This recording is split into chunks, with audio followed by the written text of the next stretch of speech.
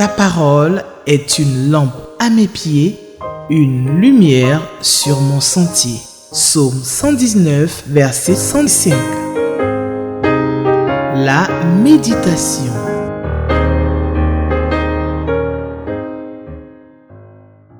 Téléspectateurs d'Espérance TV, je me réjouis de vous retrouver en ce jour pour méditer la parole de Dieu et le texte que nous propose le lecteur de la Bible pour la méditation du dimanche 14 juillet 2024, c'est celui de 1 Timothée, le chapitre 5, versets 17 à 25. 1 Timothée, chapitre 5, versets 17 à 25. Nous prions pour la compréhension de la parole de Dieu. Père, nous te disons merci parce que tu as chaque jour quelque chose à nous dire. Et nous nous réjouissons parce que tes paroles produisent la vie en nous. Nous sommes à tes pieds, parle-nous s'il te plaît. Au nom de Jésus-Christ. Amen.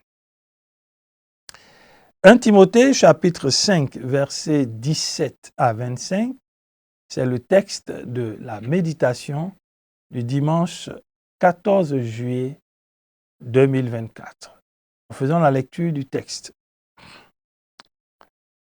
Les responsables qui dirigent bien l'Église méritent des honneurs doubles, notamment ceux qui se dévouent au ministère astreignant de la prédication et de l'enseignement.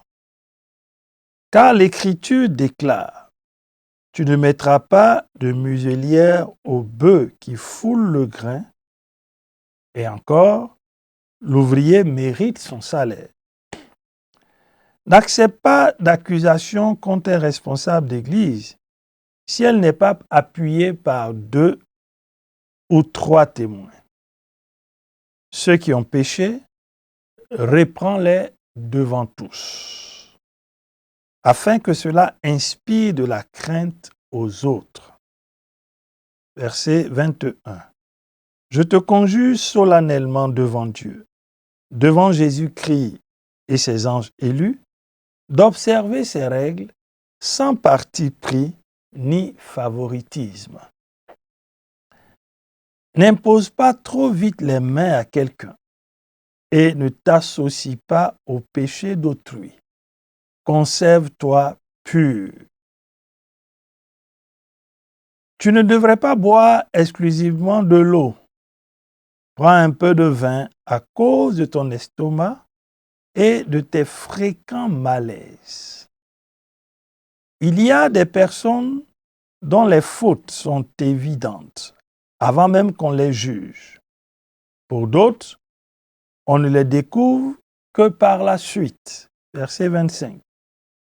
Il en est de même des bonnes actions.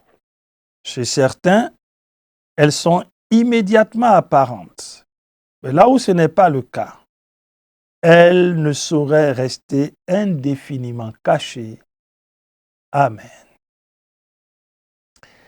1 Timothée chapitre 5, versets 17 à 25, c'est le texte de la méditation du dimanche 14 juillet 2024. Paul continue de donner des recommandations à son fils spirituel Timothée dans l'exercice de ses fonctions. Timothée, donc, c'est ses fonctions d'organisateur de l'Église d'Éphèse. Paul en arrive à la question des responsables dans l'Église. Et pour cette question, les recommandations que Paul donne à Timothée sont des recommandations précises, des recommandations desquelles nous pourrons tirer beaucoup de leçons. Que dit Paul par rapport à ceux qui dirigent? Paul rappelle qu'ils méritent d'être honorés. Honorés doublement. Pourquoi? Parce que tout simplement, ils se dévouent au ministère astreignant, dit la version que j'ai lue, le ministère astreignant de la prédication et de l'enseignement. En fait, l'expression mériter le double honneur comprend le soutien financier. Et ce soutien financier, Paul le justifie par le fait que la Bible déclare, les Écritures déclarent, tu ne mettras pas de muselière au bœuf qui foule du grain, ou alors l'ouvrier mérite son salaire, selon 1 Corinthiens chapitre 9, verset 14.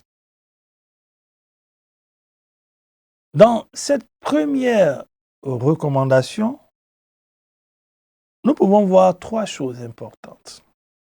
La première, c'est que ceux qui dirigent bien l'Église, le qualificatif bien montre que Dieu s'attend à ce que nous travaillons conformément à des standards, pas des standards décrits par le monde, mais des standards de la parole de Dieu.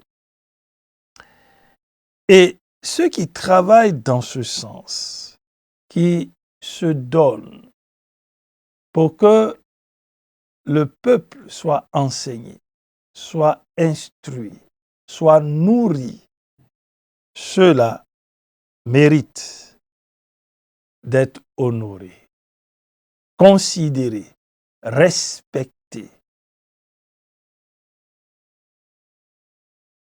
En plus de cela, ce respect, cet honneur, cette considération doit se matérialiser aussi par un soutien financier.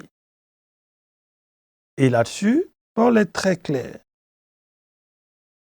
En fait, il montre que le service pour Dieu est un service noble, exaltant, et qui mérite de la reconnaissance et de la considération. Chers frères, chères sœurs, avons-nous perçu cette approche de ministère dont Paul parle et qui donne à Timothée d'aller dans le sens de ce qui est conforme à la parole de Dieu? Il est important donc que tous ceux qui travaillent dans la bonne direction de l'Église, dans la bonne direction de l'Église, selon les termes de l'apôtre Paul,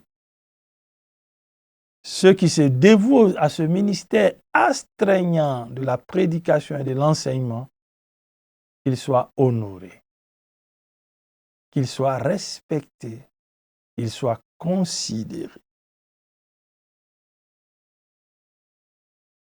La première chose, c'est donc cela, le respect, la considération, l'honneur. La deuxième chose que nous pouvons tirer de ce que Paul donne comme recommandation à Timothée, c'est la responsabilité de ceux qui dirigent l'Église. Leur responsabilité est grande. Parce que, de par leur direction, ils donneront à l'Église de vivre, de grandir et de s'affirmer. Si la direction est donc bonne, l'Église va croître de la bonne manière. La troisième chose importante, Paul note que la prédication et l'enseignement font partie d'un ministère astreignant. En fait, il montre toute la délicatesse de la prédication et de l'enseignement. Parler de la part de Dieu, ce n'est pas de l'amusement, de la plaisanterie, c'est quelque chose de sérieux. Se donner les moyens de prêcher la parole de Dieu, d'enseigner le peuple de Dieu, c'est quelque chose de sérieux, de capital. Nous ne devons pas donc jouer avec ces éléments. Chers frères, chères sœurs, prenons cela en compte et faisons en sorte que notre service pour Dieu soit un service de qualité. Le fait d'être à ces postes de responsabilité nous expose aussi à des fois des accusations. Mais ces accusations ne peuvent être prises en compte que si elles respectent le modèle biblique du témoignage. Une accusation contre un responsable doit être appuyée par 2 ou 3 témoins pour qu'elle soit prise en compte. Paul rappelle à Timothée qu'il est important de ne pas se précipiter, mais de prendre le temps d'investiguer afin de prendre les bonnes décisions. Est-ce ton cas, cher frère? Est-ce ton cas, chère sœur? Cher responsable, est-ce ton cas? Ou alors est-ce votre cas? De prendre le temps d'investiguer, de faire des recherches, d'avoir des témoins fiables dont le témoignage peut être pris en compte avant de prendre en compte une accusation contre un responsable. Cette démarche est aussi valable pour tout chrétien, tout membre de la communauté. Reprends ceux qui ont péché devant tous, afin que cela inspire la crainte aux autres. Paul instruit Timothée, recommande à Timothée, pour le bien de l'ensemble de la communauté, ceux qui ont péché doivent être repris devant la communauté, pour que les autres puissent comprendre qu'ils peuvent être exposés de la sorte. Et cet acte qui est en fait persuasif ou dissuasif peut aider les autres membres à ranger leur vie, à faire attention pour ne pas subir le même sort. C'est donc une action disciplinaire et dissuasive.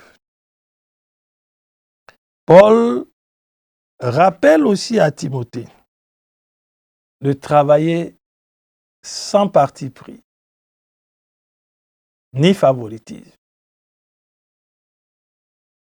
Nous notons que ces 2 éléments sont fondamentaux pour donner du crédit aux actes que nous posons. Diriger une communauté, c'est diriger une diversité de personnes. C'est diriger des hommes et des femmes avec des arrière-plans différents, avec des expériences différentes, avec même des situations que ces personnes vivent, mais des situations différentes. Prendre des décisions dans un tel contexte nécessite de la part de celui qui prend la décision, sinon lui impose, pour l'équilibre même de la communauté et le crédit de son ministère, donc lui impose de le faire sans parti pris, ni favoritisme. Regardez à ce que dit la parole, à ce que Dieu veut, et agir en conséquence. Chers frères, chères sœurs, n'est-ce pas le reproche qui t'est fait constamment? Tu agis de façon partiale et tu favorises tel groupe au détriment de tel autre. Peut-être parce que la fibre ethnique joue, la fibre promotionnelle joue, la fibre sociale joue, Dieu ne veut pas de favoritisme dans sa maison. Il veut que nous agissions sans parti pris, ni favoritisme. Parce que si nous agissons de façon partiale, si nous agissons avec favoritisme, nous créons des frustrations. Et donc, nous créons des clans, nous créons des divisions. Et nous travaillons non pas à la cohésion, mais à la dislocation du groupe. Dieu nous appelle à être des agents de paix, de cohésion. Agis-tu sans parti pris, ni favoritisme? Dieu t'interpelle et il veut que tu changes si c'est le cas. Paul recommande à Timothée, toujours dans cette dynamique, de lui donner des outils et d'avoir une conduite conséquente pour que l'œuvre à laquelle il a été appelé porte des fruits. Paul lui recommande de ne pas imposer les mains avec précipitation, mais de prendre le temps pour ne pas participer au péché d'autrui parce qu'il doit se conserver pur. Chers frères, chères sœurs, conservons-nous purs. Conservons-nous purs. Parce que dans le choix des responsables, et c'est à ça que Paul fait allusion quand il dit à Timothée, n'impose pas trop vite les mains à quelqu'un et ne t'associe pas au péché d'autrui. Dans le choix des responsables, ou alors dans le remplacement de ceux qui ont péché en tant que responsables, il était important que pour la consécration d'un responsable coupable de faute, que Timothée ne soit pas solidaire de sa faute. Prenons donc garde de ne pas nous aventurer à imposer les mains aussi vite. Et cette recommandation, elle est d'actualité parce que nous voyons autour de nous beaucoup d'actes de consécration. Ces actes se font-ils dans les règles de l'art, conformément à ce que la Bible dit? Paul va enfin recommander à Timothée de prendre soin de lui relativement à son état de santé et lui donne une instruction qui peut être utile pour lui. En tant qu'homme, nous devons prendre le temps de sonder, de méditer, de compter sur le Seigneur pour que les choses qui ne sont pas apparentes, visibles tout de suite, puissent l'être pour que nos actions soient conformes à ce qui est juste, à ce qui est vrai. C'est pour cela que chacun de nous doit prendre le temps dans son mode d'appréciation et de jugement d'être certain de l'élément sur lequel nous nous appuyons pour apporter un jugement ou pour donner un verdict relativement à une situation. Et Paul dit à Timothée justement, il faut prendre le temps. Il faut prendre le temps. Il ne faut pas se précipiter. Les instructions que Paul donne à Timothée dans ce texte nous sont d'une grande utilité. Parce que la situation que Timothée a connue est une situation que nous connaissons. Et nous sommes en face de réalités qui nous imposent d'avoir une attitude qui non seulement nous donne d'être crédibles, mais bien plus nous donne d'être utiles, productifs, constructifs pour l'avancement du royaume de Dieu. Oui, bien-aimés, prenons le temps d'honorer ceux qui dirigent bien l'Église. Ils méritent des honneurs. Prenons le temps d'investiguer et d'avoir des témoignages fiables avant de prendre des décisions. Reprenons ceux qui ont péché dans l'optique de la discipline et de la dissuasion pour le bien de la communauté. Engageons-nous à nous conserver purs. C'est ce qui fera de nous des instruments utiles entre les mains de notre propriétaire. Travaillons à ce que la cohésion, l'entente soit de mise, sans parti pris ni favoritisme. C'est à cela que Dieu nous appelle. Qu'allons-nous retenir pour notre prière? Nous allons encore une fois bénir notre Dieu, parce que sa parole est la vérité. C'est elle qui nous oriente et nous instruit. Et nous allons regarder à nous-mêmes. Ne sommes-nous pas de ceux qui agissent avec parti pris et favoritisme? Si c'est le cas, demandons pardon et prenons l'engagement de changer avec la grâce de Dieu. Et engageons-nous à nous conserver purs pour que nos œuvres portent des fruits, que nous soyons des instruments de paix, de cohésion, que nos actions puissent être des actions constructives pour la gloire de Dieu. Prions. Nous bénissons ton nom pour ta parole, qui est la vérité. Donne-nous d'honorer ceux qui dirigent bien ton Église. Donne-nous de reprendre avec amour. Donne-nous de travailler à la cohésion, à la paix, à l'harmonie de nos communautés, des groupes dans lesquels tu nous mets, des groupes dont nous avons la charge. Donne-nous, Seigneur, de travailler dans ce sens, sans parti pris ni favoritisme. Pardonne-nous chaque fois que ces choses ont eu le dessus sur ce que nous devrions faire. Nous avons créé des frustrations, des injustices. Pardonne-nous, Seigneur.